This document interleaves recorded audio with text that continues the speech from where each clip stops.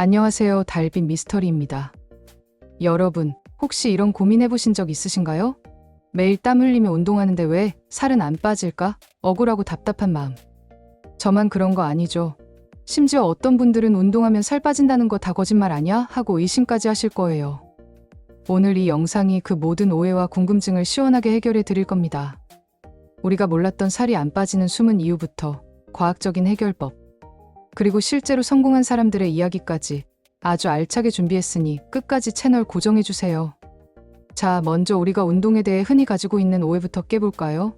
많은 분이 운동은 무조건 힘들게 오래 해야 한다고 생각하시는데, 물론 틀린 말은 아니지만 이게 전부는 아니라는 사실. 특히 유산소 운동만 열심히 하면 살이 빠진다는 생각, 이거 정말 흔한 오해 중 하나입니다. 걷기, 달리기, 자전거 타기, 물론 체지방 연소에 아주 효과적이죠. 하지만 여기에 근력 운동이 빠지면 뭔가 2% 부족한 다이어트가 될 수 있어요. 왜냐하면 근육은 우리 몸에 지방 태우는 공장 역할을 하거든요. 근육량이 많으면 가만히 숨만 쉬고 있어도 더 많은 칼로리를 소모하는데, 이걸 바로 기초대사량이라고 합니다. 유산소 운동으로 칼로리를 태우는 것도 좋지만 근력 운동으로 이 기초대사량을 높여야 장기적으로, 그리고 효율적으로 체중 감량을 할 수 있어요. 우리 몸에 근육이 많으면 밥을 먹어도 남들보다 살이 덜 찌는 체질이 된다는 뜻이죠. 등산이나 자전거처럼 유산소와 근력을 동시에 잡을 수 있는 운동도 좋은 대안이 될 수 있습니다. 두 번째 오해는 운동은 무조건 힘들게 해야 한다는 생각인데요. 물론 어느 정도의 강도는 필요하지만 항상 죽기 살기로 할 필요는 없습니다. 중요한 건 꾸준함과 적절한 강도예요. 옆 사람과 편하게 대화할 수 있는 정도의 운동 강도는 사실 체중 감량에는 조금 약할 수 있습니다. 숨이 살짝 차고 땀이 송골송골 맺히는 중등도 강도가 가장 효과적이죠. 그리고 항상 똑같은 운동만 반복하는 것도 문제입니다. 우리 몸은 생각보다 똑똑해서 같은 자극에는 금방 익숙해져요. 운동도 주기적으로 종류나 강도를 바꿔주면서 근육에 새로운 자극을 줘야 효과가 계속 유지됩니다. 그리고 운동 전후 스트레칭을 소홀히 하는 분들도 많으시죠. 스트레칭은 근육의 긴장을 풀어주고 혈액순환을 좋게 해서 운동 효과를 높여주고 부상 위험까지 줄여주는 아주 중요한 과정입니다. 설렁설렁 TV 보면서 하는 운동은 강도가 약해져서 효과를 제대로 보기 어렵다는 것도 꼭 기억해 주세요. 자, 이제 두 번째 숨은 원인으로 넘어가 볼까요? 바로 식습관 문제입니다. 우리가 땀 흘려 운동하고 나서 흔히 저지르는 실수 중에 하나가 바로 보상 심리로 인한 폭식인데요. 이 정도 운동했으니 좀 먹어도 돼 하면서 치킨이나 피자를 시키는 순간 여러분의 모든 노력이 수포로 돌아갈 수 있습니다. 운동으로 소모한 칼로리보다 더 많은 칼로리를 섭취하게 되니 살이 빠질 리가 없죠. 또 몸에 좋다고 알려진 음식들도 과식하면 살이 찔 수 있다는 사실.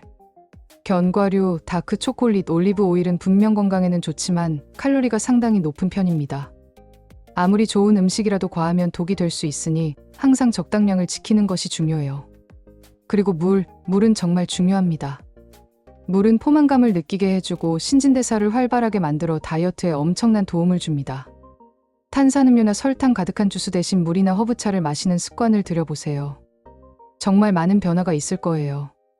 그리고 의외로 많은 분이 간과하는 것이 바로 빈속에 운동하는 습관입니다. 공복 상태로 운동하면 근육 손실이 올 수 있어요. 근육은 우리의 소중한 지방 태우는 공장이죠? 이 공장이 줄어들면 칼로리 소모량도 줄어들어 다이어트에 방해가 됩니다.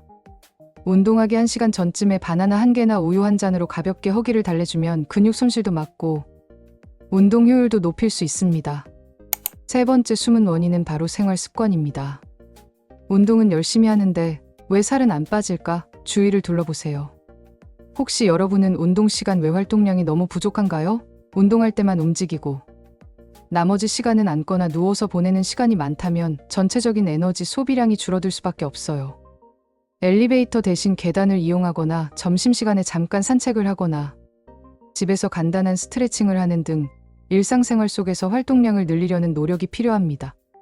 그리고 수면 부족도 다이어트에 적이에요. 잠이 부족하면 근육 회복이 더뎌지고 글리코겐 생성도 잘 안 돼서 운동 효과가 떨어집니다. 무엇보다 수면 부족은 식욕을 조절하는 호르몬에 영향을 줘서 식탐을 유발하기도 하죠. 충분한 숙면은 단순히 피로해소를 넘어 다이어트 성공의 핵심 열쇠입니다. 8시간 정도의 꿀잠은 필수. 마지막으로 주말 폭식.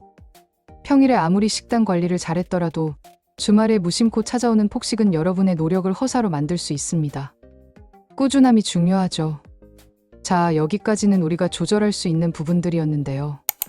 살이 안 빠지는 네 번째 숨은 원인은 바로 신체적인 문제일 수도 있습니다. 바로 인슐린 저항성인데요. 인슐린은 혈당을 조절하는 아주 중요한 호르몬입니다. 그런데 이 인슐린에 우리 몸의 세포가 제대로 반응하지 못하는 상태를 인슐린 저항성이라고 해요. 이렇게 되면 혈당 조절이 어려워지고 포도당이 제대로 사용되지 못하고 지방으로 쌓이게 됩니다. 그래서 아무리 운동을 열심히 해도 살이 잘 빠지지 않는 악순환이 이어지는 거죠. 이런 인슐린 저항성을 개선하려면 어떻게 해야 할까요? 첫째, 혈당을 급격히 올리는 설탕, 밀가루 같은 음식을 피해야 합니다. 둘째, 단백질을 충분히 섭취해서 혈당 스파이크를 막고 포만감을 유지하는 것이 좋습니다. 셋째, 14시간 정도의 공복을 유지하는 간헐적 단식을 실천하는 것도 도움이 될 수 있습니다. 이는 인슐린 수치를 낮춰 인슐린 저항성을 개선하는 데 효과적이라고 알려져 있어요. 여기까지 듣고 나니 아하, 내가 그래서 살이 안 빠졌구나 하고 무릎을 탁 치시는 분들 많으실 거예요. 그럼 이제 가장 중요한 해결책을 알아봐야겠죠?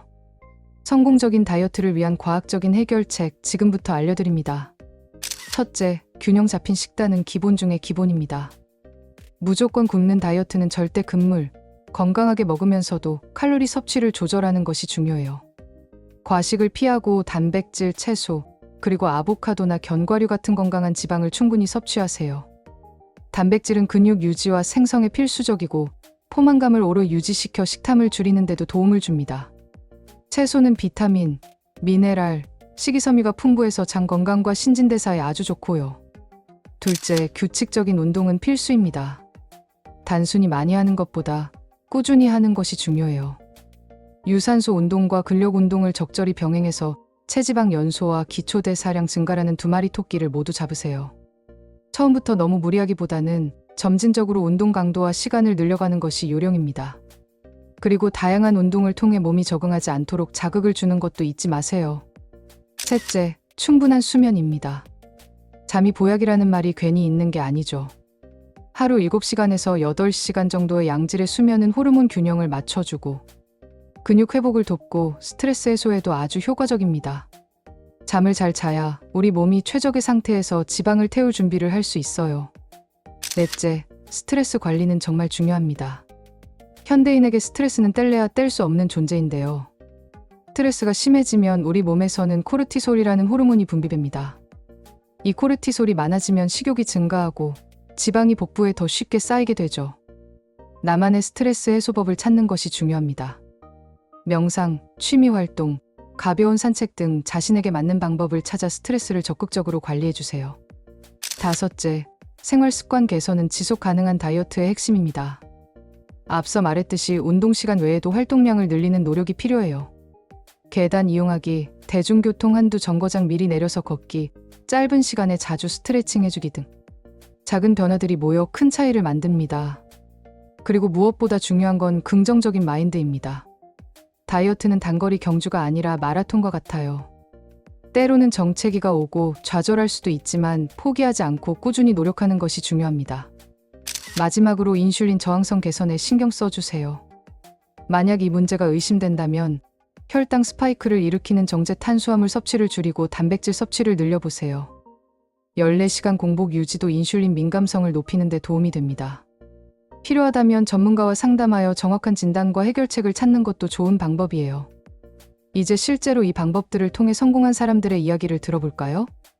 한 30대 직장인 여성분은 매일 헬스장에서 유산소 운동만 2시간씩 했는데도 체중 변화가 거의 없었다고 해요. 그러다 전문가의 조언을 받아 근력 운동을 시작하고 식단에서 정제 탄수화물과 설탕을 줄이며 단백질과 채소 섭취를 늘렸다고 합니다. 처음에는 힘들었지만 2달 만에 체중 5kg 감량은 물론 주변에서 몸매가 탄탄해졌다는 칭찬을 듣기 시작했대요. 이분은 운동을 열심히 하는 것보다 똑똑하게 하는 것이 중요하다는 것을 깨달았다고 합니다. 또 다른 사례로는 40대 남성분인데요. 이분은 잦은 야근과 스트레스로 인해 수면 시간이 불규칙했고 폭식하는 습관이 있었다고 합니다. 운동은 꾸준히 했지만 좀처럼 살이 빠지지 않아 고민이었죠. 이분은 식단 조절과 운동 외에 충분한 수면과 스트레스 관리에 집중하기 시작했습니다. 매일 밤 같은 시간에 잠자리에 들고 퇴근 후에는 가벼운 산책과 명상으로 스트레스를 풀었죠. 몇 달 후 이분은 체중 감량은 물론이고 훨씬 활기차고 긍정적인 에너지를 되찾았다고 합니다. 이처럼 운동, 식단, 생활 습관 이 세 가지가 조화를 이룰 때 비로소 우리는 원하는 결과를 얻을 수 있습니다. 오늘 영상 어떠셨나요? 이제 더 이상 왜 운동해도 살이 안 빠질까 하는 고민은 안 하셔도 되겠죠?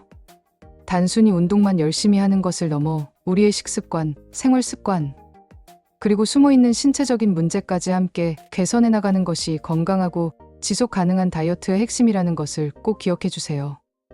오늘부터 작은 변화들을 실천해 보세요. 분명 놀라운 결과가 여러분을 기다리고 있을 겁니다.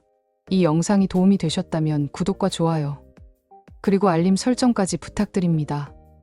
다음에도 유익한 정보로 찾아올게요. 감사합니다.